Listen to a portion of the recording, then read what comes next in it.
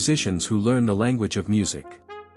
And then there are musicians who begin asking what else that language could become.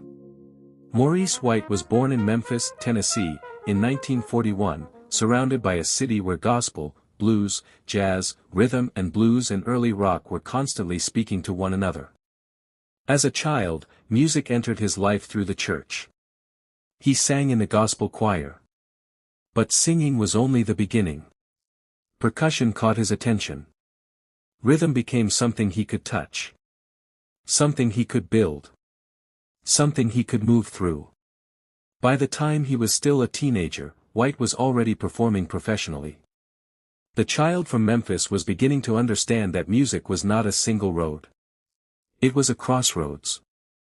White eventually moved to Chicago, where his musical education expanded. He studied at the Chicago Conservatory of Music and worked as a percussionist at Chess Records. That meant being surrounded by some of the most important musicians of the era. Jazz, blues, soul, R&B. Different worlds were occupying the same studio. White absorbed them. He later joined the Ramsey Lewis Trio, where he developed not only as a musician, but as an arranger and performer. The experience changed his understanding of what a band could be. He had seen musicians create. Now he wanted to build something of his own. In 1969, he began developing a new group.